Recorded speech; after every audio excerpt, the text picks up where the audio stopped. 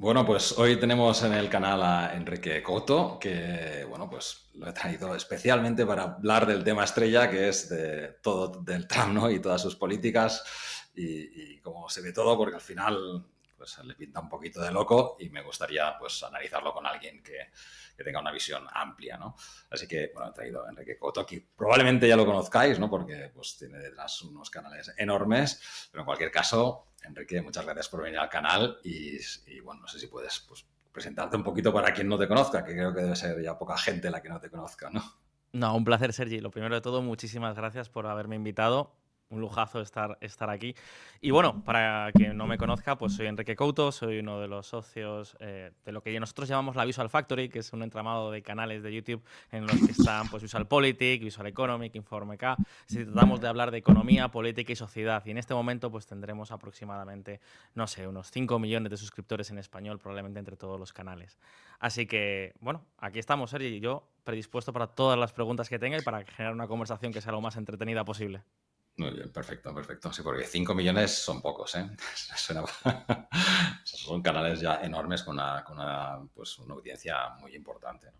Entonces, bueno, sobre todo me gustaría hablar de, como ya introducía antes, ¿no? Sobre el tema de Trump, ¿no? Y especialmente pues ahora mismo del tema más estrella, pero que creo que es solo uno de los tantos, ¿no? Porque al final su política o las políticas que tiene en mente, pues yo por mi punto de vista, pues tienen que estar muy entrelazadas, ¿no? Porque estamos hablando de aranceles, de recorte de gasto, estamos hablando también de bajada de impuestos, de regulación, y yo creo que al final todo va en cierta manera relacionado, ¿no? Pero me gustaría entrar sobre todo con el tema de los aranceles porque pues estas últimas 2 semanas cada vez que salía esa palabra las bolsas caían a plomo o subían para arriba, ¿no? Y ha sido un poco el frente principal de toda la volatilidad de mercado. Y entonces, bueno, no sé qué, en este punto, sobre todo, ¿qué crees realmente que hay detrás de esos aranceles? O sea, ¿realmente crees que van a ir a esos niveles que están proponiendo? Porque al final no deja de ser un tiro en el pie, ¿no? Bueno, lo primero que te diría, Sergi, es que creo que lo primero que tenemos que hacer es ponernos en contexto. Es decir, ver de dónde veníamos. Cuando Donald Trump es juramentado presidente el día 20 de enero de este año, tenemos que ver dónde se encontraba la economía norteamericana. Sobre todo porque esto va a ser muy importante para extraer los pronósticos que podamos hacer. La economía norteamericana en este momento estaba creciendo con mucha fuerza, era la economía del G7 y prácticamente de la OCDE que más estaba creciendo, al menos entre las grandes economías. Estaba en una situación de pleno empleo, prácticamente un registro con un desempleo en torno al 3,9, 4,1%, que son datos históricamente muy buenos, unas tasas de empleabilidad muy altas, con una inflación que se había más o menos controlado, estaba todavía muy por encima del nivel estimado o buscado por la Reserva Federal, pero en cierto modo se había enfriado. Y lo cierto es que estaban en una economía que funcionaba, que estaba operando a pleno rendimiento. Por ejemplo, un dato muy importante es que la construcción, la inversión en construcción de nueva industria manufacturera, pues estaba en récord de los últimos 30 o 40 años, ¿no? Y esto es muy importante tenerlo en cuenta. ¿Por qué digo que es importante? Porque, claro, en este momento Donald Trump ha llegado con una furia salvaje en torno a los aranceles, ¿no? Hemos visto amenazas arancelarias contra México y Canadá, que además es particularmente sorprendente porque él fue quien negoció el Tratado de Libre Comercio, la actualización del Tratado de Libre Comercio de Norteamérica, con lo cual, bueno, lo que ha ocurrido en estos años, desde el 2019 que él lo negoció y lo firmó, pues básicamente es lo que se contemplaba en ese acuerdo. Pero también hemos visto aranceles sobre China, hemos visto amenazas arancelarias sobre Europa, hemos visto cómo además él puede fijar aranceles, pero responde muy duro cuando un país trata de fijar unos aranceles equivalentes, no trata de generar una compensación regulatoria. ¿Por qué digo esto? Porque realmente es una política que cuesta verle el sentido en estos momentos.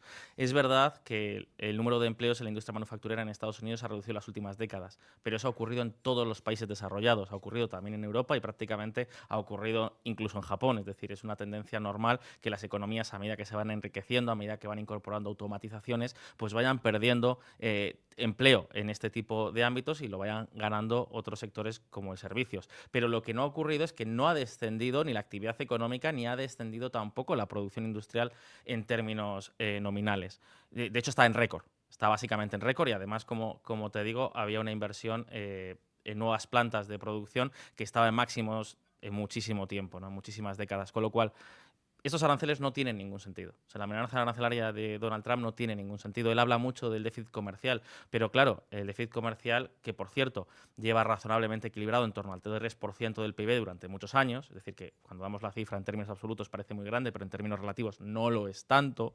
A ver, además, la economía norteamericana es una economía relativamente cerrada. Cuando él habla, omite también que Estados Unidos ha convertido en una aspiradora de activos financieros del resto del mundo, ¿no? Es decir, lo que Estados Unidos ha conseguido es un proceso en el cual le exporta al resto del mundo todo tipo de títulos financieros, ¿no? Desde acciones, bonos, a participaciones de todo tipo. Y eso hace que el ahorro mundial se canalice y se dirija hacia Estados Unidos. Y eso está en parte detrás del éxito de Silicon Valley y toda la industria tecnológica, ¿no? La enorme entrada de capitales que procede del resto del mundo. Es decir, para que nuestros espectadores lo entiendan, a lo mejor Estados Unidos tiene un déficit comercial con la Unión Europea, pero los ahorros de las familias europeas van a parar a la economía norteamericana, donde se invierten para generar empleo y riqueza. Pero es que además, si todos esos trabajos que Donald Trump dice que volverían a casa si se fijan aranceles, la pregunta es, ¿y de dónde saldrían los empleos? Lo último que hemos escuchado es a su secretario de Comercio decir, bueno, es verdad que no habría trabajadores, pero tampoco serían necesarios porque todo esto entonces lo producirían los robots y... Bueno, honestamente, yo no sé si no es un elemento de presión para buscar beneficios en acuerdos comerciales internacionales. No sé, también hay quien dice que está buscando una recesión para bajar los tipos de interés. Ya con Trump todo se puede. Sería la primera vez que podemos festejar el enfriar desde el poder político una economía buscando una recesión. No lo sé, Sergio. O sea, honestamente, yo creo que eso solo lo puede saber Donald Trump y su equipo más cercano. Pero lo que sí puedo saber es una cosa: los aranceles son malos para Estados Unidos, los aranceles son malos para la economía internacional y, sobre todo, se fijen o no se fijen, ya van a tener consecuencias. Porque todo el ruido, toda la incertidumbre que se está incorporando al mercado ya está determinando que muchas decisiones empresariales pues se modifiquen, que muchas inversiones se aplacen. Es decir, ya están teniendo consecuencias y eso pues es algo negativo. Probablemente esperábamos esto de Trump, pero no con este nivel de intensidad, porque además ha habido, y perdona que me extienda, pero ha habido muchas idas y venidas. Es decir, desde que es presidente hemos visto, bueno, ahora castigo con aranceles a México y Canadá, luego los aplazo un mes, luego digo que lo aplazo otro mes hasta abril, luego no digo que entran en vigor el 4 de marzo, luego el 5 de marzo digo que sí, que han entrado en vigor, pero vamos a sacar a la industria de automoción. El día 6 de marzo digo que se hace ya una exención general para todos los productos incorporados al Acuerdo de Libre Comercio, que prácticamente es el 90% de los productos que se mueven entre la frontera de estos países de Norteamérica. Yo ahí lo que veo es una improvisación que me resulta sorprendente. Ujú. Sí, sí, a mí también me resulta muy sorprendente tal nivel de improvisación, ¿no? Entonces siempre pienso que no puede ser que sea algo solo improvisado, ¿no? Sino que tiene que haber algo detrás, porque después cuando miras el equipo, ¿no?, que tiene detrás, pues la verdad es que tiene currículums muy buenos, ¿no? O sea, que Sí, es pero, gente que pero, pero, pero realmente... fíjate lo que pasó hace poquito tiempo. Y es que lo que ocurrió con los famosos aranceles sobre México y Canadá, ¿no? Cuando estaba en el punto de máxima tensión, cuando ya habían entrado en vigor prácticamente y se estaba negociando, bueno, pues como un alivio, ¿no? Un alivio de un mes. Ahora volveremos otra vez a la pelea dentro de unos días. Y ocurrió una cosa muy interesante, y es que Bessent, el secretario del Tesoro, salió públicamente y dijo que, bueno, que probablemente con México los aranceles se levantarían porque realmente la presidenta Sheinbaum estaba dando, oye, unas muestras de querer negociar y de diligencia, pero que con Canadá no, porque Trudeau era un bruto y era un chulo. Pero al mismo tiempo el secretario de Comercio estaba diciendo lo contrario. Entonces, yo no sé hasta qué punto esto es una administración muy nueva, que ha llegado como una especie de tsunami, donde quieren hacer cosas muy diferentes, donde quieren marcar el paso de una forma muy distinta y donde el presidente tiene un rol, Sergi, que no habíamos conocido probablemente hasta ahora. Es una administración que es absolutamente unipersonal. Es decir, podemos tener un secretario de Estado, pero la política exterior la lleva Donald Trump. Podemos tener un secretario del Tesoro, pero al final las decisiones las toma Donald Trump. Podemos hablar de un secretario de Comercio, pero al final las decisiones sobre aranceles las toma Donald Trump. Bueno, y Donald Trump va cambiando de ideas un poco a golpe de mensaje en redes sociales. Sí. Perdona que sea tan ácido, me gustaría tener un mensaje mucho más positivo. De hecho, lo tuve cuando empezó esta administración. Yo honestamente, nunca he sido muy partidario de Donald Trump porque a mí me gusta mucho la certidumbre política y me gusta mucho la estabilidad. Pero cuando empezó esta administración, yo me creí que iba a ser una administración muy pro negocios, que iba a ser una administración que iba a tratar de atajar el gasto público, que iba a tratar de promover la inversión en Estados Unidos, pero en el marco de un diálogo internacional. Todas estas cosas, Sergi, me las creí y me gustaría poder repetir este discurso hoy, pero lo cierto es que si me preguntas sobre los aranceles de Trump, solo te puedo decir, No lo sé, yo honestamente no creo, todavía no puedo creer que vaya a desatar la mayor guerra arancelaria desde los Mm. años 30 que haya vivido el mundo. No creo que vaya a llevar a cabo esa subida de impuestos masivas que supondría establecer aranceles generales con el comercio internacional. No creo que vaya a ocurrir, pero sí creo que esta incertidumbre que está generando es mala para los negocios, es mala para la estabilidad financiera y es mala para las instituciones. Eso sí que lo creo. No, eso sin duda. Y además es que llevamos un mes y medio y un mes y medio ha No sido una parar. fiesta continuada, ha sido día sí, día no, ¿no? Bueno, El otro de día me hecho, comentaban que los periodistas también están ya hasta el moño, ¿no? Porque hasta la coronilla. aparentemente no duerme o dice que duerme 3 horas al día y parece que es verdad y a cualquier hora de la madrugada empieza a enviar tweets y hay que estar atento, ¿no? O sea Sí, que y, además, y además, como un día dice una cosa, otro día dice la contraria, de repente ahora gira, ahora va hacia un lado, hacia otro, es una sorpresa continua, sí. A sí, sí, nosotros te diré que nos pasa un poco, ¿eh? es seguir a un influencer. Sí. O sea, no sé si es presidente o influencer. Además, con el tema este de los aranceles, es que, bueno, por una parte es obvio que si pones aranceles, pues hay una subida de la inflación, porque esto es de perogrullo, ¿no? Si subes los precios, pues obviamente todo se encarece y la inflación pues va elevándose, ¿no? Siempre que haya demanda, obviamente, ¿no? Porque si por mucho que suban los precios, es como cuando si quieres vender un coche por el triple de lo que te costó, pues nadie te lo comprará, ¿no? Y no genera inflación, pero muchos de los productos sí, porque hay mucho producto que es de uso diario, ¿no? Y por tanto se vería afectado y generaría inflación. Pero si además a esto le sumamos pues toda la parte en la que quieren pues reducir todos los impuestos y por tanto al final pues también incentivar la economía, pues esa suma de las dos cosas yo creo que en paralelo sí que serían un descalabro, ¿no? En el sentido de que la inflación seguro que se dispararía, ¿no? Porque tienes dos cosas que están presionando sí o sí al alza, ¿no? Una cosa que es generar, o sea, bajar los impuestos y dejar más dinero disponible para gasto y a la vez aumentar esos precios en paralelo, ¿no? Con lo cual estás retroalimentando esa inflación, ¿no? Claro, pero es que además aquí pasa una cosa muy curiosa, que probablemente sea lo más sorprendente de todo, ¿no? Si nos fijamos en los aranceles que sí han entrado en vigor, es decir, porque Donald Trump, bueno, pues ha anunciado todo tipo de medidas a un lado, a otro, amenazas, pero si nos fijamos en los aranceles que sí han entrado en vigor, que es básicamente los aranceles del 20% sobre los productos procedentes de China y los aranceles sobre el acero y el aluminio, nos damos cuenta de que son aranceles sobre productos muy básicos. Es decir, si Donald Trump quiere promover la industria norteamericana, no lo normal es que quiera promover una industria de alto valor añadido o de productos finales, por ejemplo. Y aquí hay estudios económicos bastante interesantes, Sergi, porque esto además afecta a la inflación. Cuando George Bush impuso aranceles sobre el acero y el aluminio, a principios de siglo, estos estuvieron en vigor muy poco tiempo, apenas un par de años, porque bueno, se demostraron que eran negativos. Pero las consecuencias duraron mucho en el tiempo, porque al final bueno, pues había hecho que las empresas tomaran diferentes decisiones. Un caso muy claro, por ejemplo, es el de Harley Davidson, que llegó a deslocalizarse de Estados Unidos, abriendo fábricas en el sudeste asiático, en parte también por el incremento de costos que tuvo por los aranceles sobre el acero y el aluminio que ya aprobó Donald Trump en su primer mandato. Entonces, si yo quiero impulsar la economía norteamericana, si quiero además reducir la inflación, lo normal eh, si yo me creo que soy proteccionista o creo incluso que los aranceles son una buena medida, lo normal es que esos aranceles no vayan sobre las industrias básicas y de bajo valor añadido. Lo normal es que tratemos de proteger a las industrias finales, o sea, la industria de automoción para que sea competitiva en Estados Unidos o en el resto del mundo. Yo no creo que haya que hacerlo, creo que es algo malo. Pero incluso si me creyese ese discurso, lo que no tiene sentido es ir a proteger a las industrias básicas, porque lo que los aranceles que ha puesto el acero y el aluminio, ¿qué se persigue exactamente? ¿Qué se Mm. persigue? Que haya más acero, que Harley Davidson, que la General Motors tengan que comprar acero mucho más caro, que por ejemplo están hablando también ahora de imponer una tarifa a los barcos extranjeros, particularmente a los barcos con bandera china para promover la construcción naval en Estados Unidos, pero la construcción naval depende de un acero barato, entonces si tienes un acero más caro por culpa de los aranceles, todavía vas a ser mucho menos competitivo, ¿no? Entonces esto llama mucho la atención porque Donald Trump pone aranceles sobre productos que son de bajo valor añadido. Y honestamente no creo que nadie esté pensando que el futuro de Estados Unidos es la producción del acero y el aluminio, que para que nuestros espectadores nos entiendan, la mayor potencia del mundo en esto es China y países equivalentes, porque bueno, es una industria muy sencilla, de bajo nivel de renta, ¿no?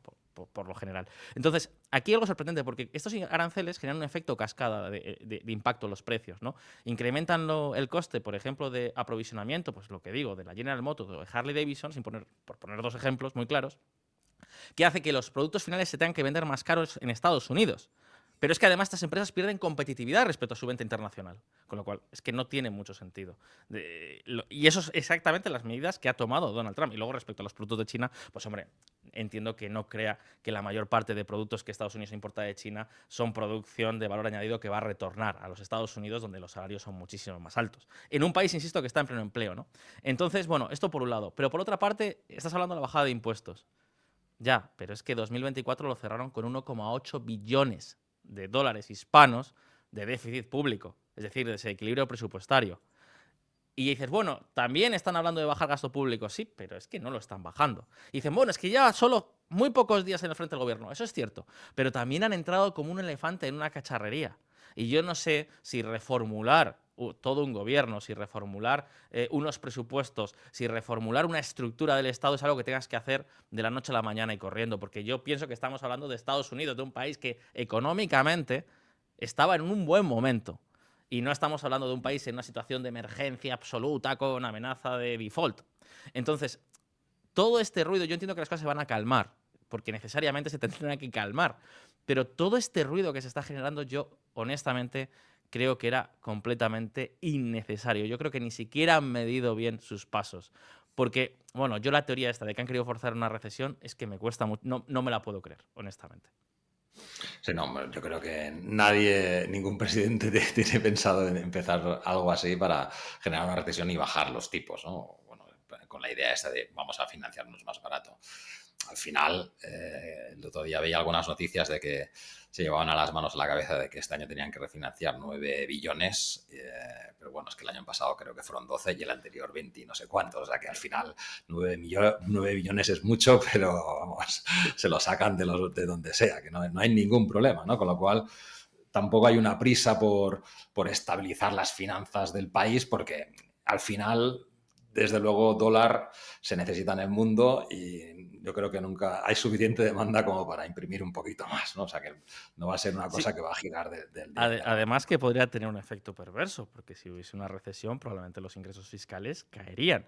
E incluso aunque la Reserva Federal baje los tipos y tú puedas refinanciarte más barato, lo normal es que a 2 años vista o a 3 años vista, justo coincidiendo con unas elecciones, la situación se ha dado la vuelta. Es decir, tengas un coste de la deuda mucho más alto porque has tenido que emitir muchísimo más deuda y porque además tienes un desequilibrio presupuestario más grande. Es decir, yo esa teoría... Es que aquí cualquier cosa que haga Donald Trump parece que es un plan mágico, ¿no? Es un plan a 5, 7, 9, 10 dimensiones. Y mira que no quiero ser tan crítico, pero es que realmente, si me preguntas, a mí esto me está pareciendo, y siento decirlo, un circo. Sí, sí, no, de momento sí, porque es mucho ruido y pocas nueces, ¿no? Porque es marear y, como bien dices, desestabilizar, pero desde el punto de vista económico, ¿no? O sea, que realmente, pues, hace que las empresas, pues, de momento, muchas paren o no hagan ninguna acción al respecto con la idea de tener claro qué va a pasar, ¿no? Y esta incertidumbre no deja de hacer de otra Y cosa luego, que parar, yo, ¿no? otra cosa que creo que deberíamos hacer todos es ponernos en la piel de las personas afectadas. Mm. Es decir, porque se supone que Donald Trump, y se supone que gran parte de los votos de Donald Trump eran un voto pro negocios. Y en cambio ahora hay muchas personas que tienen unas inversiones muy grandes a lo mejor que han hecho en México precisamente porque había un acuerdo de libre comercio, o sea, porque el gobierno americano les había dicho estas son las condiciones para operar, o tienen unas inversiones con Canadá, o compran y venden a Canadá. Por ejemplo, el comercio de Estados Unidos con Canadá es enorme. Para los Mm. estados del norte del país es muy, muy relevante. Bueno, pues hoy hay muchas personas que probablemente desde que ha llegado Donald Trump al gobierno, pues también, oye, están pasando una situación mala porque tienen una incertidumbre enorme, porque no saben si sus negocios son viables o no, por una decisión política. Entonces, Mm. yo muchas veces aquí parece que hablamos de como si esto fuese una partida del Monopoly o del Risk, y no, estamos hablando con la vida de la gente, y estamos hablando con empresas reales, y estamos hablando con activos reales. Es decir, y eso me parece particularmente... duro como para que un gobernante o un gobierno tengan que ser muy prudentes con las cosas que hacen. Mm. Sí, sí, porque desde el punto de vista, tampoco tengo cifras porque no me lo he mirado en detalle, ¿no? No, no es una cosa que nunca me he fijado en el detalle, pero creo que las cifras, por ejemplo, de inversión de Estados Unidos, de empresas estadounidenses en México para producir, ¿no? De muchas fábricas, de muchas cosas que habían incluso traído de China. Cuando China ya empezó a ser caro, pues oye, para tenerlo allí nos lo acercamos, con lo cual los últimos años ha habido una inversión muy fuerte en industria en México para abastecer después digamos, digamos, la última milla, ¿no? O el ensamblaje final en Estados Unidos, ¿no? Con lo cual hay mucha gente que ha hecho muchas inversiones muy grandes, ¿no? Fuera de, de Estados Unidos, ¿no? Claro, y las hicieron porque el propio Donald Trump en 2019 renegocia y actualiza el Tratado de Libre Comercio de América del Norte, Mm. dando lugar al TIMEC. Entonces, claro, si tú tienes un acuerdo recién actualizado por este presidente, pues yo entiendes que las reglas de juego están dadas, ¿no? Pero es que no es solo eso, es que es bueno que México se haya convertido en el mayor socio comercial de Estados Unidos por encima de China, porque México ha superado a China como el mayor proveedor mundial de los Estados Unidos. Y es algo bueno porque México tiene varias ventajas. No solo tiene unos costes que ya en términos de mano de obra son más favorables que los de China, o unos costes logísticos que son mucho más pequeños, sino sobre todo le aporta a los Estados Unidos dos cosas. Uno es la integración de las cadenas de producción, una integración muy grande de las cadenas de producción. Es decir, cuando algo se produce en México, muchos inputs proceden a su vez de Estados Unidos, particularmente los de alto valor añadido, mientras que con China no es exactamente así. Lo normal es que procedan de otros países. Y además le aporta también seguridad, porque evidentemente, digamos que el tráfico comercial entre México y Estados Unidos es muy rápido y es relativamente seguro. No está a expensas de que de repente haya una crisis geopolítica o que los hutíes corten un canal o que haya un problema Mm. no sé dónde. Entonces, esa idea de seguridad e interrelación de las cadenas de producción era muy positiva para Estados Unidos. Precisamente por eso, en su primera administración, Donald Trump actualiza el acuerdo de libre comercio. Entonces, claro, cuando ahora llega y pone todo patas arriba, pues evidentemente resulta chocante. Bueno, no sé cómo seguirá, pero si sigue así, habrán tenido dos muy buenos presidentes las últimas dos legislativas aquí. Eh, y después hay una parte más que tratan, ¿no? Y es la parte, o que se está empezando a oír, es toda la parte de la deuda, ¿no? De si la deuda va a acabar siendo un problema en el corto plazo. De hecho, incluso creo que era esta semana, ¿no? Que oía a Rey Dalio hablando de que, bueno, podría ser una crisis inminente, ¿no? De la deuda en Estados Unidos, que en general parece que, bueno, pues es en Estados Unidos, pero desde luego si hay algún problema de deuda en Estados Unidos, barre al resto del planeta sin ninguna duda, ¿no? Entonces, realmente, y un poco antes lo anticipábamos, ¿no? Que, pues bueno, sobre todo la noticia era esta, ¿no? Que se veía mucho que tenían que refinanciar 9 billones americanos, pero bueno, es algo que se ha refinanciado incluso más los dos últimos años precedentes y hace dos casi tres del doble, ¿no? Eh, pero realmente estamos en un punto así de crítico, ¿no? Como para que realmente pueda desencadenar todo esto en una crisis de deuda en Estados Unidos. Hombre, yo no quiero tratar de enmendarle la plana a Rey Dalio. No me atrevo, pero desde luego yo personalmente no lo creo.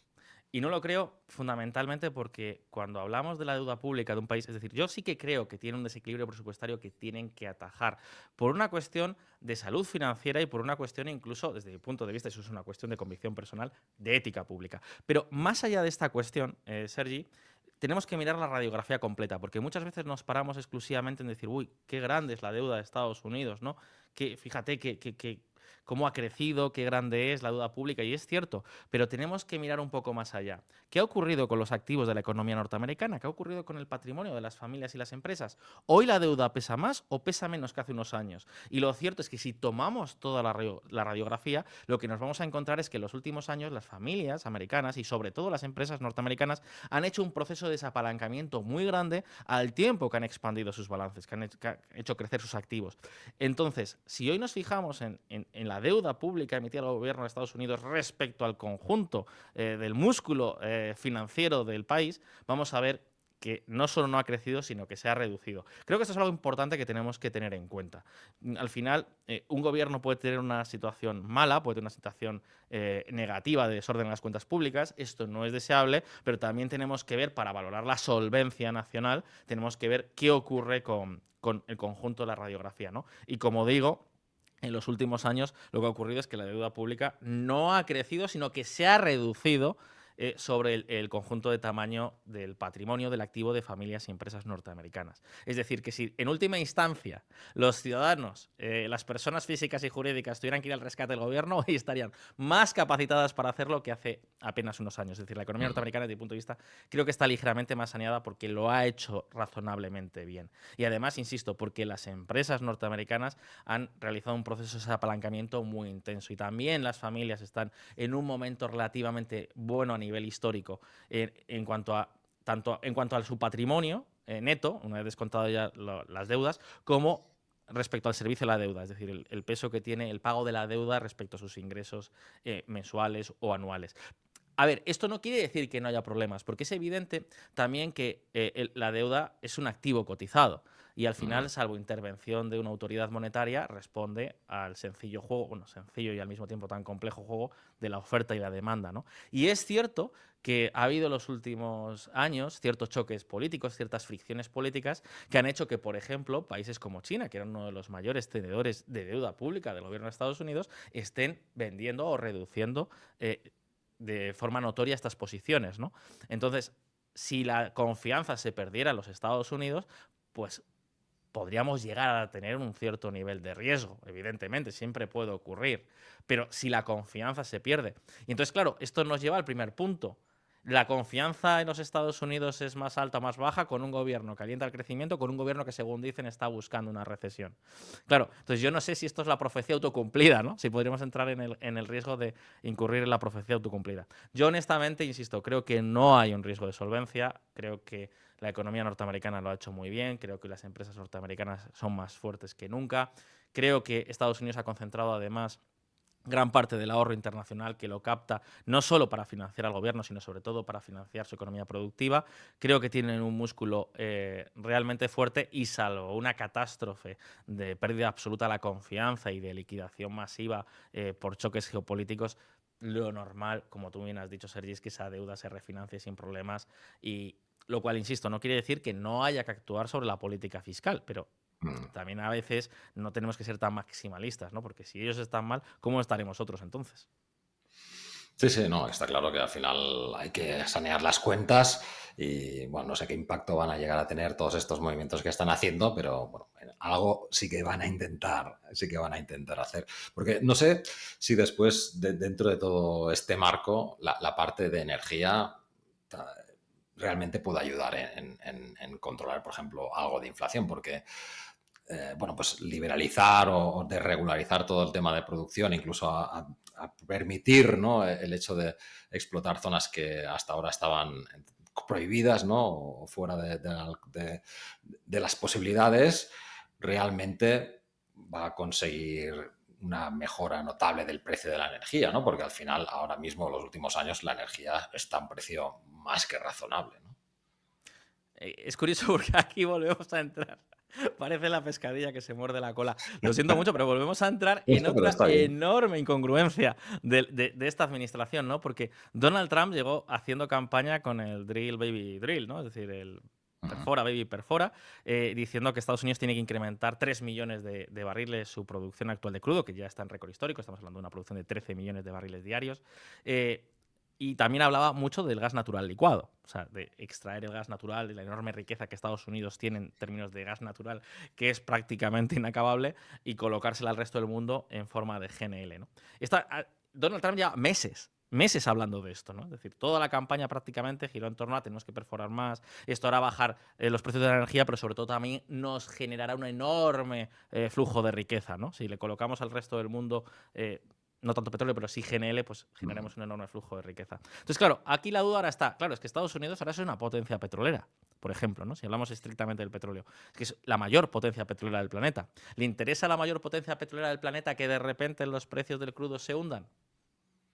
Pues tampoco parece muy razonable. Es decir, ya No, y es como que nos choca, especialmente, ¿no? claro, especialmente con el sobrecoste, porque además, pues, hacer fracking no es Es más precisamente caro. barato. De hecho, No, durante mucho tiempo paran la extracción de fracking porque a ciertos niveles no es factible, no es rentable extraerlo, ¿no?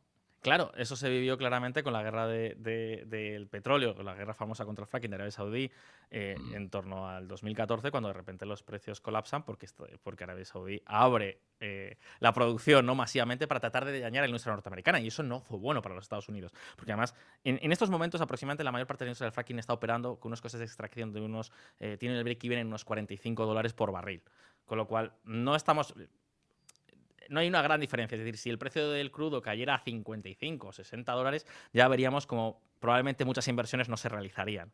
Es decir, esto es Mm. importante. Donald Trump no puede incrementar la producción de petróleo y al mismo tiempo pretender bajar los precios. Pero aún así, el mercado del petróleo es un mercado global y el mercado del petróleo también es un mercado que además está muy interconectado a nivel internacional y que funciona por estricta función de la oferta y la demanda. Si el precio del crudo cae, no va a ser porque Donald Trump dé facilidades para la extracción de crudo en Estados Unidos, porque de hecho, es que, insisto, ya están en récord de producción histórica.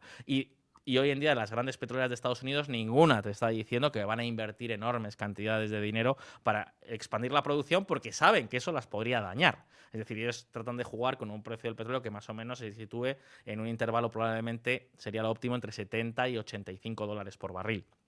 Pero es que además tenemos que entender que también lo que pasa en Estados Unidos también juegan otros actores y habría que ver qué decide la OPEP, habría que ver qué pasa con la OPEP Plus y con otros nuevos productores, pues como por ejemplo Brasil, ¿no? Habría que ver qué deciden todos estos países y qué ocurre con esa producción de crudo, que es lo que va a determinar los precios internacionales de la energía en última instancia. Entonces, ¿qué quiero decir? En este momento el mercado del petróleo es un mercado que está relativamente ajustado. De hecho, es más, los últimos registros, tanto de la Agencia Internacional de la Energía como del Servicio de Información Energética de Estados Unidos, como de operadores privados, lo que están diciendo es que las previsiones de consumo de petróleo están creciendo.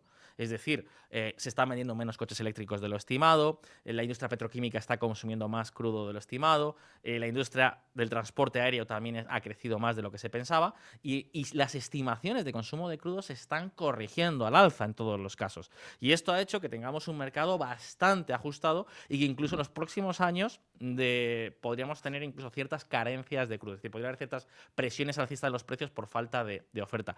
Si esto no ocurre, es decir, para que baje ahora mismo el precio de la energía, tenemos que entrar en algo que no tiene que ver con la oferta, porque además la oferta del petróleo no tiene cambios tan rápidos como ocurre con cualquier otra materia prima. Estaremos hablando de una función de demanda, es decir, tiene que producirse una crisis para que baje la energía. Y vuelvo a insistir, no sé si todos estaríamos encantados de que hubiese una recesión, una crisis, destrucción de empleos, pérdida de ingresos salariales, pérdida de ingresos patrimoniales por inversión en bolsa, solo para que nos baje unos céntimos el precio de la gasolina. Yo creo Sí. que nadie haría ese canje. No, desde luego que no, ¿no? Porque al final lo que te ahorras en gasolina lo pagas con creces con lo que tengas invertido. Claro, entonces, Es- si estamos hablando de que la economía lo va a hacer bien, o sea, si estamos hablando de promover la actividad económica, de promover los negocios, entonces el precio del crudo en los próximos años no va a estar en $60 el barril. Tiene que estar bastante por encima porque el mercado está bastante ajustado a nivel internacional. Y respecto al gas natural, pasa 3/4 partes de lo mismo o incluso es aún peor. Ahora mismo hay mucha incertidumbre sobre qué va a ocurrir con Rusia. Porque, claro, cuando Donald Trump dijo durante toda la campaña que él quería convertir a Estados Unidos en una superpotencia de GNL, y de hecho, cada vez que se ha reunido con un líder extranjero, por ejemplo, con el primer ministro de Japón, la condición que pone es siempre, oye, nos tenéis que comprar más GNL, tenéis que hacernos más contratos de GNL. Pasó con Modi, también con el primer ministro indio. Esto exige que Rusia no vuelva al mercado internacional del gas natural, porque así como Rusia nunca salió del mercado internacional del petróleo, sí salió en gran parte del mercado internacional del gas natural, porque básicamente el gas natural solo hay dos formas de canalizarlo, mediante tuberías, que es la fórmula más barata, o mediante conversión en GNL. Y esa es una técnica que todavía, bueno, pues es más cara, todavía implica desarrollos tecnológicos más grandes y es relativamente reciente, es decir, no hay una capacidad ilimitada al respecto. Entonces, Rusia en este momento no tiene la capacidad de exportar tanto GNL como nos exportaba o nos vendía a Europa gas natural. Entonces, cuando empieza la invasión de Ucrania, se produce un fenómeno y es que Europa empieza a cambiar rápidamente los suministros de gas natural rusos por otras alternativas que son más caras, pero que entienden que son más razonables en términos no solo de justicia, sino sobre todo también de seguridad energética. Y particularmente ahí se producen grandes compras de GLN norteamericano, que se ha convertido en el mayor proveedor de todo el viejo continente de gas natural. Entonces, claro, si ahora por un lado nos está diciendo que hay que restablecer las relaciones comerciales con Rusia y que hay que levantar sanciones con Rusia, ¿Esto quiere decir que todo lo que nos ha dicho previamente del GNL no es verdad? ¿O cómo demonios quiere conjugar las dos cosas? Porque tampoco parece factible. Entonces, volvemos un poco a lo mismo. Tenemos una administración que dice una cosa, pero por otro lado dice otra. Y eso, pues, evidentemente es muy difícil extraer conclusiones. Yo, honestamente, la conclusión que haría es que creo que no vamos a ver un petróleo ni en 50 ni en $60 el barril en los próximos años, salvo que hubiese una recesión muy fuerte, porque básicamente el mercado del petróleo está mucho más ajustado en términos de oferta y demanda como para que eso sea posible, y además tampoco veo un gas natural muy barato porque creo que Europa no va a levantar las sanciones sobre Rusia o no va a retornar a un consumo masivo de gas natural ruso por una cuestión incluso de seguridad energética, que era un concepto que se había perdido y había países en Europa que recibían el 90% de su suministro de energía de gas natural, con la que funcionaban no solo las calefacciones y no solo la producción eléctrica, sino también las industrias, procedían de Rusia. Y eso, pues bueno, durante muchos años Estados Unidos alertó de ese riesgo, ¿no? Y fue un riesgo que luego se materializó y se vio claramente que era un problema. Entonces, yo creo que no volveremos ahí. Entonces, esto choca mucho con la idea de decir, necesitamos energía más barata, pero también es un discurso que no ni acompaña a su idea de convertir a Estados Unidos en la Arabia Saudí, como decía, aunque Estados Unidos ya es mucho más que de lo que nunca ha sido Arabia Saudí en términos energéticos, pero no acompaña ese discurso de extraer mucho más petróleo, extraer mucho más gas natural, venderla al resto del mundo y generar una enorme riqueza, no acompaña ese discurso, pero es que además tampoco creo que a los americanos les interesase, Sergi. Ya. Sí, sí, sí, sí, está claro, está claro. Bueno, pues era un poco, creo que hemos hilado todas las políticas que están sobre la mesa y la conclusión es que está complicado, ¿no? El devenir, ¿no? Y sobre todo muy incierto. Y sabiendo que además, pues creo que tenéis un fondo gestionado, ¿no? Que asesoráis vosotros también. Así que la pregunta es, ¿qué se puede hacer en este momento, ¿no? Desde el punto de vista de inversiones, ¿qué sería un posicionamiento razonable? Teniendo en cuenta que pues, los próximos meses seguro que tormenta va a haber, no tiene por qué haber naufragio, pero mala mar seguro, ¿no? Mira, me parece. No es una pregunta nada fácil y va a depender de muchas variables, ¿no? Desde mi honesto o desde mi humilde punto de vista. Pero sí que tenemos que tener en cuenta, yo creo que un elemento clave es que no tenemos nadie claro qué es lo que va a ocurrir con Donald Trump. Es decir, al final yo tampoco creo, como bien has dicho, detrás de esta administración también hay personas muy preparadas y además, bueno, también tienen una estrategia, probablemente tengan una estrategia de actuación y además también personas que tienen skin in the game, ¿no? Es decir, que tienen empresas o que tienen activos en el mercado norteamericano. Es decir, y bueno, que son partícipes de la economía norteamericana. Entonces, ¿qué quiero decir con esto? A ver, lo que ha ocurrido en los últimos, esencialmente en las últimas semanas es muy representativo de lo que creo que va a ser probablemente una constante. Y es que va a haber muchísima volatilidad, va a haber muchísimo ruido, pero creo que ha habido una ventaja relativamente rápida. Y es que el precio de muchos activos ha corregido muy rápidamente. Es decir, cuando entramos en 2025, entramos con un mercado norteamericano que desde mi punto de vista estaba a un nivel bastante caro. Y esto de caro o barato, bueno, evidentemente es subjetivo, pero creo que lo estaba porque se había producido una expansión de múltiplos muy acusada. Había unas expectativas de generación de beneficios para los próximos años que eran enormes. De hecho, cuando entramos en 2025, esencialmente el SP500 está cotizando prácticamente a una relación de 30 veces beneficios. Claro, esto implica, para que nos hagamos una idea, la media histórica son 16 y en los últimos 5 años oscila entre 18 y 23 veces beneficios. Es decir, si llegamos a 30, si llegamos a un nivel de 30, estamos descontando unas expectativas muy grandes. Y cuando hay unas expectativas muy grandes hay un problema y es que cada vez es más difícil cumplir con esas expectativas. Y entonces, para que las cosas vayan bien hay que cumplir. Y para que las cosas mejoren hay que superarlas. Pero claro, cada vez es más difícil. Es lo que yo puedo denominar un mercado que se ha encarecido sustancialmente, ¿no? Entonces, cuando entramos en 2025, yo honestamente creo que entramos en un mercado bastante caro. Evidentemente, no todo el mercado norteamericano cotizaba a los mismos niveles. Y ni todos los activos estaban en la misma situación. Pero lo que ha ocurrido es que ha habido una corrección bastante generalizada. Y esto ha hecho que muchos activos se pongan en precio. Es decir, yo creo que este puede empezar a ser un buen momento de entrada, un momento fantástico de entrada. ¿Va a haber ruido? Sí, y eso es lo que tenemos que tener en cuenta. Va a haber muchísimo ruido con esta administración. Probablemente hasta que nos acostumbremos también, pues estaremos a golpe de tweet o de mensaje en Truth Social, es decir, que es que de repente la bolsa viene en los futuros en verde, de repente dice que va a imponer un arancel del 200% sobre las bebidas espirituosas europeas y entonces el SP500 se pone otra vez de color rojo intenso, ¿no? Por el miedo a que eso se materialice. Creo que esto lo vamos a ver muy intensamente en las próximas semanas. Y una vez que se produzca una corrección por miedo, por incertidumbre, o porque esas expectativas se van a reducir, sobre todo si hay miedo a una corrección, creo que empezaremos a estar en un muy buen momento de entrada, honestamente. Sobre todo en los activos más baratos. Y eso también me parece importante. Dices, vale, Bueno, yo creo el actual... que... No, no, acaba, perdona. No, no, pero te iba a decir, me habías preguntado directamente, ¿no? Es decir, ¿dónde situarías en la actual coyuntura Exacto, sí, sí, correcto, correcto. el dinero, ¿no? ¿Dónde te posicionarías? Y claro, yo diría, bueno, en una actual coyuntura donde tenemos muchísima incertidumbre sobre el futuro, donde hay miedo a una recesión, donde hay miedo a una guerra comercial, donde hay miedo a lo que pueda ocurrir con los recortes también de gasto público, si van a ser o no lo suficientemente intensos, si esto va a generar una contracción también económica o va a generar incertidumbre en los mercados si no se consigue recortar ese déficit público que a febrero era mayor que el del año anterior. Bueno, hay muchísimo ruido en estos momentos. Entonces yo creo, honestamente, mi consejo es, vale, creo que es el momento de ser un poquito menos ambicioso y un poquito más prudente, y eso nos lleva a comprar activos que particularmente estén descontados. Es decir, cada vez que ha habido una crisis, los activos que generalmente mejor lo han hecho han sido los activos que no dependen tanto de expectativas futuras, sino de resultados presentes, de flujo de caja presente. Entonces yo creo que honestamente este es el momento de apostar por compañías que tengan una altísima conversión en flujos de caja, punto número uno.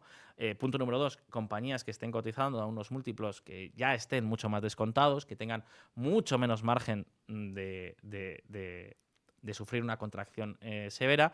Empresas a ser posible que no dependan, y esto es complicado, pero que no dependan de las decisiones que la Casa Blanca pueda tomar un buen día o de cómo de bien se lleven con Bruselas o con Moscú. Eso también me parece muy relevante, ¿no? Entonces, ¿qué tipo de empresas tenemos? Pues mira, tenemos muchísimas small cap en Estados Unidos que está cotizando muy barata, sobre todo ligada al sector servicios, que probablemente esté menos expuesta al mercado internacional. Tenemos, por ejemplo, también el sector salud, que en los últimos años creo que lo ha hecho particularmente mal y que en términos relativos respecto al S&P 500 y que tiene, si nos vamos al sector salud tradicional, unos niveles de generación de flujo de caja, podemos encontrar compañías muy interesantes. También, aunque esto sea un poco controvertido, pero también si no nos creemos que va a haber una recesión muy dura, creo que el sector energético puede ser una buena oportunidad, particularmente. Creo que hay operadores en el ámbito del gas natural licuado que están cotizando, que tienen grandes proyecciones de crecimiento, porque además en el resto del mundo se ha hecho una estrategia de incorporación del gas natural. Brasil, por ejemplo, está culminando en este momento enormes inversiones para complementar su sistema eléctrico, que hoy opera fundamentalmente con electricidad procedente de centrales hidroeléctricas, con gas natural. La India está haciendo exactamente lo mismo. Entonces, Europa, por supuesto, como digo, no va a volver al gas natural ruso de forma masiva. Entonces, creo que hay una demanda, hay un viento de cola en los próximos años muy importante para el gas natural licuado. No solo para los extractores de gas o no solo para las empresas que comercian gas natural licuado, sino también para todo el ecosistema de este sector, ¿no? Donde podemos encontrar empresas de gestión de infraestructuras, empresas de aprovisionamiento de equipos. Ahí, por ejemplo, hay empresas que han corregido muchísimo por la incertidumbre que ha traído Donald Trump, que están muy baratas y que pueden ser una oportunidad enorme de futuro. Y luego también tenemos el mercado del petróleo. El mercado del petróleo, claro, con Donald Trump parece que ahora hay mucho más miedo que nunca, pero lo cierto es que el mercado del petróleo está cotizando a niveles muy bajos. Es el mercado que está comprando Warren Buffett, por ejemplo. Está cotizando a unos niveles, a unos múltiplos muy razonables. Las empresas petroleras, podemos encontrar empresas petroleras con muchísima conversión en flujos de caja que están cotizando de forma muy descontada y volvemos otra vez a lo mismo. Salvo que pensemos que va a haber una corrección muy fuerte, lo normal es que el precio del petróleo se mantenga entre los 70 y los 85 dólares en los próximos años y además con un cierto sesgo al alza por falta de oferta, excepto si se produce un gran choque arancelario, ¿no? Pero tener en cartera una pequeña posición puede ser razonable en estos momentos porque en última instancia estas empresas están generando mucho flujo de caja e incluso aunque hubiese una corrección, probablemente esta sería algo muy coyuntural. Entonces, si compramos empresas saneadas con mucha generación de caja, incluso aunque un año lo puedan hacer mal, probablemente a 2, 3, 4 años lo van a hacer muy bien. Y luego otro tipo de mercados. O sea, y lo hemos visto claramente con el comienzo de 2025, ¿no? Donde los mercados más baratos, como por ejemplo pues Hong Kong o Europa, lo han hecho muchísimo mejor que la bolsa americana. Bueno, creo que todavía hay recorrido porque estaban muy, muy descontados. Sí, Y sí, luego está otro claro. sector, perdona, que me gusta mucho es particularmente, por ejemplo, hay algunas materias primas que no van a depender exactamente tampoco de lo que ocurra con las decisiones que opere la Casa Blanca, porque traen un viento de cola muy fuerte, que es el tema de la transición eléctrica que se está produciendo en todo el mundo y que no va a parar, y sobre todo también la llegada a la emergencia de la inteligencia artificial, pues con una demanda masiva de construcción de centros de datos, ¿no? Y por ejemplo, allí donde hay centros de datos, donde hay inteligencia artificial, donde hay electricidad, donde hay transición eléctrica, tiene que haber una materia prima que abunda mucho en el mundo, pero cuya oferta es limitada, que es el cobre. En los últimos años el precio del cobre viene registrando un alza constante. Las previsiones es que esto se mantenga con el paso del tiempo y hay empresas muy interesantes que están acopilando cobre. Entonces, incluso aunque pueda tener una cierta oscilación, pues en función del dato económico del momento, lo cierto es que el mundo va a seguir necesitando cobre porque Microsoft no va a suspender sus inversiones de inteligencia artificial, Amazon tampoco las va a suspender Mm. y desde luego este es un fenómeno que ha llegado para quedarse y la transición eléctrica tampoco va a desaparecer. Entonces, creo, perdona que me haya extendido, Sergi, no sé si he sido un poco ecléctico o No, un poco no, perfecto, caótico, perfecto. pero fundamentalmente lo resumiría de la siguiente forma. Me iría en estos momentos a activos ligeramente más defensivos, por un lado, y sobre todo, y ante todo, me iría a activos que generen muchísima conversión en flujo de caja y que tengan vientos de cola. Mm. Bueno, pues la verdad es muchas gracias por el resumen. O sea, que ha sido bien resumido y con una buena y con una buena pincelada para dejarlo claro.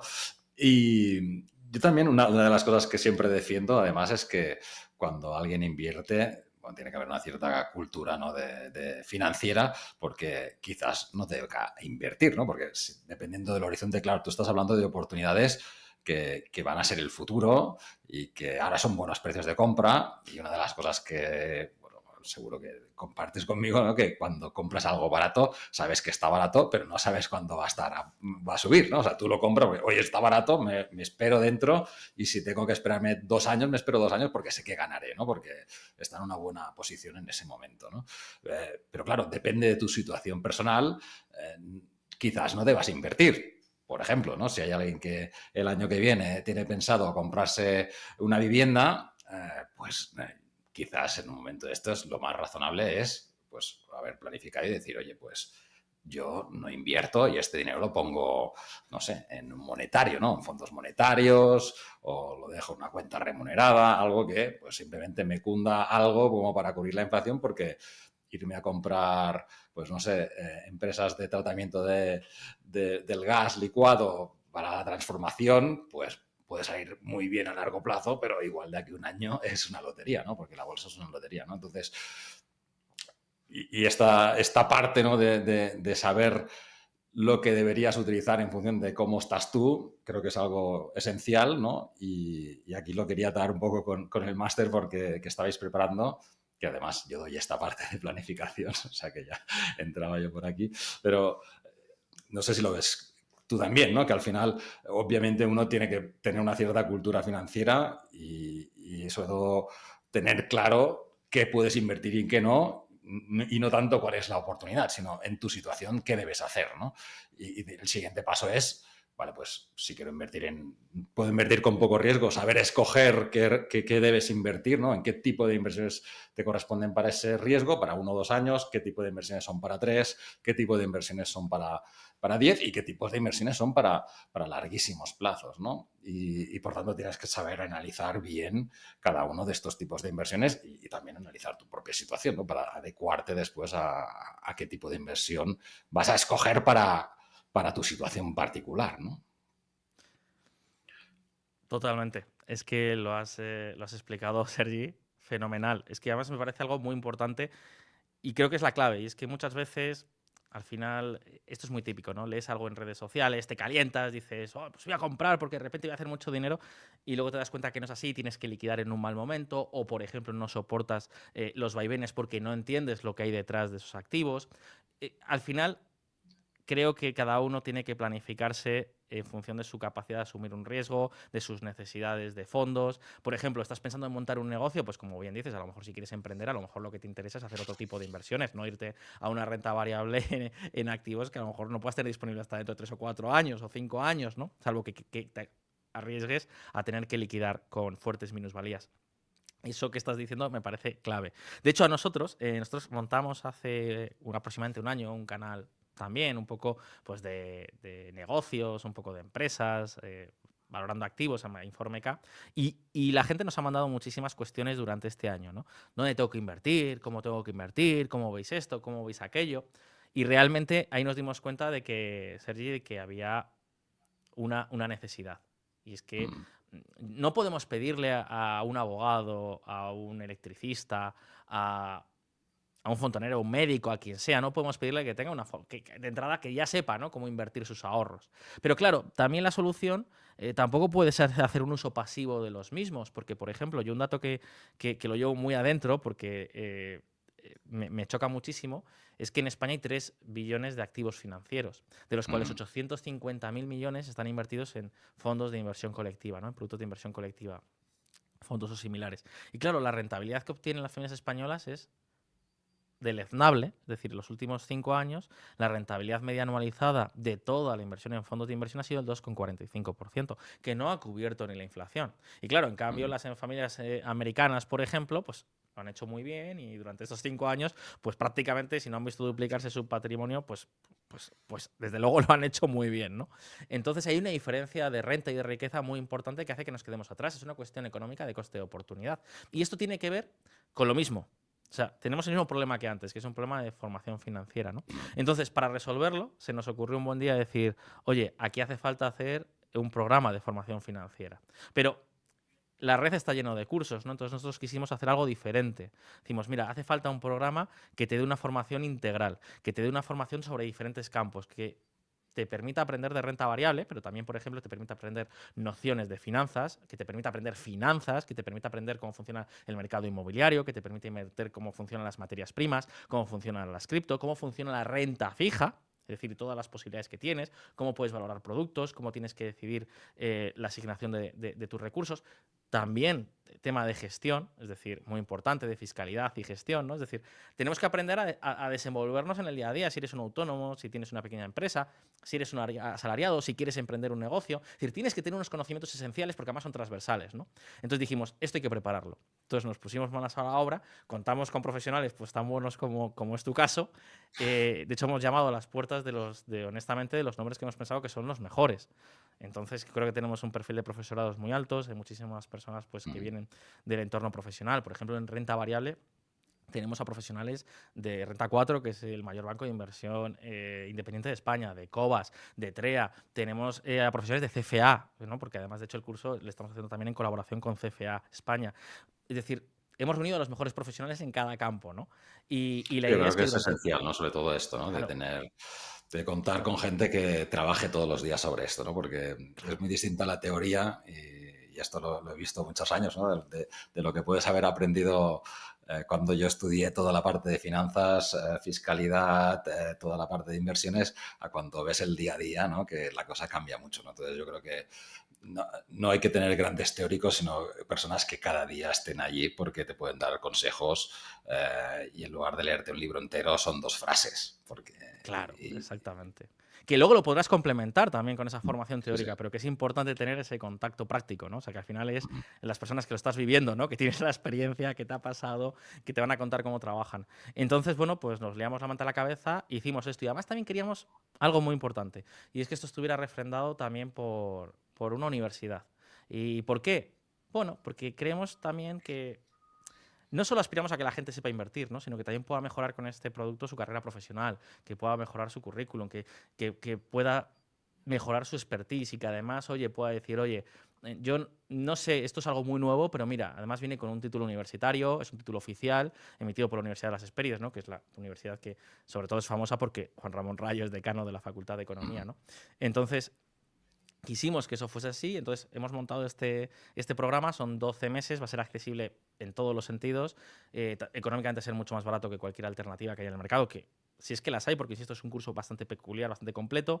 Es accesible porque empezamos desde la base, vamos de menos a más. La idea es que empieces desde el principio y en un año te hayas convertido en un especialista universitario en inversión multimercado y diversificación, que es el nombre oficial del programa, ¿no? Y que además tengas tu título universitario con sus créditos europeos, que lo puedas convalidar en la universidad, que puedas incorporarlo a tu currículum, que además, bueno, pues que sepas que esto es algo serio y que es algo que honestamente te va a hacer mejorar, ¿no? Que cuando termines este año, si te lo tomas en serio, pues vas a ser una persona que va a tener una visión muy grande sobre el conjunto del mercado, sobre los diferentes campos, que lo mismo te van a poder hablar de, pues eso, de materias primas, que de fiscalidad o gestión, que de renta variable o de criptoactivos, y que no te vas a perder, o sea, que vas a dejar de estar ciego. Creemos que esto es algo que puede ser, honestamente, muy bueno para todos los que Ujú. realicen Sí, sí, la muy formación. interesante. Solo dos preguntas sobre esto. Una es, bueno, hay toda una formación y la verdad es que el índice es larguísimo. Yo creo que no ha quedado nada por contar, ¿no? O por tener dentro del programa. Entonces, entiendo que para convertirlo en créditos hay que hacer algunas pruebas o unos exámenes o... Sí, ahí cada uno puede elegir. Es decir, si no te interesa la parte de tener un título universitario, pues no tienes que hacer nada, simplemente seguir la formación. Pero si quieres tenerlo, la Universidad de las Hespérides, esto es un título oficial, pues va a haber unas evaluaciones, como hay en cualquier máster, en Ujú. cualquier curso que sea un título oficial, en cualquier programa universitario, y si la superas, pues tendrás tu documento, ¿no? Tu certificado. Perfecto, perfecto, porque después no sé si tenéis pensado el avatar, ¿no? O el tipo de persona que podría interesarle especialmente este curso y personas que digas, bueno, pues quizás no es demasiado denso para ti, no sé si hay un perfil concreto o realmente es algo que es accesible para todo el mundo. Yo creo que es accesible para todo el mundo, pero si tuviera que hablar de perfiles, destacaría tres, honestamente. Las Ujú, personas que quieran aprender a cuidar de sus ahorros, la primera, es decir, la persona que quiera decir, oye, a lo mejor me estoy planteando hacer una operación inmobiliaria, me estoy pensando en comprar un producto de renta fija, quiero invertir en bolsa, oye, ¿qué pasa con los criptoactivos? Es decir, las personas que quieran gestionar sus ahorros, oye, porque los vas acumulando a lo largo de la vida, ¿no? Es decir, eres un electricista, eres un médico, quieres asegurar tu futuro, quieres no depender de lo que te diga el comercial del banco y quieres sobre todo tener la seguridad y la tranquilidad de saber lo que estás haciendo. Primer perfil, me parece muy importante. Segundo perfil, oye, tienes una pequeña empresa o eres un autónomo. No solo quieres aprender a gestionar tus ahorros, sino también quieres aprender realmente conceptos financieros clave que te pueden ayudar en el día a día, ¿no? Que te pueden hacer mejorar la gestión pues, de la caja de la empresa, de los procesos de facturación, de los procesos de valoración de proyectos, de realmente la rentabilidad que estás generando. Es decir, que te permita optimizar tu trabajo. Ese me parece también un buen perfil, porque al final este es un programa de finanzas, y es accesible para todo el mundo. Y el tercero, honestamente, Sergi, creo que son jóvenes profesionales que quieran mejorar su cualificación profesional, ¿no? Yo pienso en una persona que trabaja en una gestoría, en una persona que trabaja en una entidad bancaria, en una persona que trabaja pues como administrativo en cualquier empresa, que trabaja como contable, que diga, oye, quiero tener unos conocimientos financieros amplios, donde realmente puedo hablar de mercado inmobiliario con propiedad, para poder tratarlo con un cliente, donde puedo hablar de renta fija, donde puedo hablar de renta variable, donde no me pierda, donde tenga un conocimiento de primera mano con primeros profesionales, pues creo que esas personas, este programa les va a ayudar mucho a mejorar su perfil ujú. profesional. Entonces, esos tres perfiles, yo creo que es accesible a todo el mundo, pero esos tres perfiles me parece que son absolutamente claves. Perfecto, perfecto. Entonces hay una presentación que la hacéis con tú y, y con Rayo, ¿no? Sí, y Oscar ¿Y también. qué día es? Hay que inscribirse, que Pues dejaré sí, el enlace en la descripción para que os podáis inscribir. Es gratuita la es presentación, totalmente obviamente. gratuita. Y Y como dices, el día 23, el domingo 23 de marzo a las 7:07 de la tarde hora peninsular española, vamos a tener una videollamada con todos los interesados. Va a ser un Zoom, se va a retransmitir también, ujú, pero las personas que se inscriban van a poder hacernos preguntas, las vamos a responder. Allí vamos a presentar todos los detalles sobre esta formación. Y además también muy importante, si por lo que sea no puedes asistir, pues evidentemente si te registras te mandaremos sin compromiso toda la información para que la tengas, para que lo puedas valorar y para que puedas pensar si esto te interesa o no te interesa. Yo lo que puedo decir es que va a ser una formación muy top, es una formación oficial, de un año de duración, donde vamos a tocar todos los campos con profesionales buenísimos como Sergi y donde en poco tiempo vas a poder, con una dedicación razonable, vas a poder convertirte en un auténtico profesional, donde vas a aprender a ver las cosas con una óptica totalmente distinta, ¿no? Entonces, y además va a ser un producto muy accesible. Va a ser un producto muy, muy accesible porque lo que hemos querido es que cualquier persona pueda cursarlo, ¿no? Con lo cual, si te inscribes, pues te esperamos en la sesión del 23 de marzo a las 7:07, donde Óscar, Juan Ramón Rayo y yo mismo pues os daremos toda la información y responderemos a vuestras preguntas. Y asimismo, pues si por lo que sea no podéis acudir, pues os mandaremos toda la información por email sin compromiso, pues para que lo podáis valorar. perfecto, muy bien. Bueno, muchas gracias. Aquí la única pregunta es esto de las 7:07, si esos 7 minutos siempre me llama la curiosidad. Bueno, son cosas de marketing aquí que no entran en el programa, pero vaya, muy bien.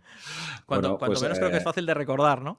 nada, yo creo que por aquí van los tiros, ¿no? De que es un tema de marketing de que se te queda grabado porque te llama la curiosidad, y además es 0707 y por tanto seguro que no te vas a olvidar. O sea, que el día 23 a las 07:07.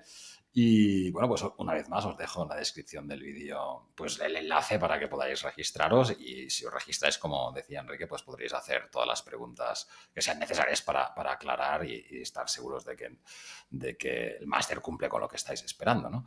O el curso universitario. Entonces, bueno, pues Enrique, muchas gracias por todo este ratito y este repaso, digamos, al detalle de todas las políticas de Trump y haberlas hilado, ¿no? Porque se van viendo siempre muy sueltas, pero realmente hay un cierto entrelazado, ¿no? Y que, como decías, todo el rato es como un pez que se muerde la cola, ¿no? Que todo está como descompensado porque una cosa siempre va a afectar la otra. Así que muchísimas gracias por este ratito y espero que el lanzamiento os vaya muy bien.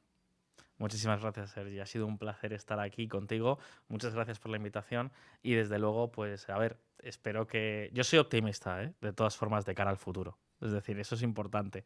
Y tampoco quiero construir un discurso... Yo creo que los políticos pueden hacer daño, pero no hay que olvidar que al final el grueso de las sociedades son las empresas y las personas que trabajan cada día. Así que el futuro va a depender sobre todo de ello. Totalmente, totalmente. Bueno, pues muchas gracias y a vosotros hasta el próximo vídeo.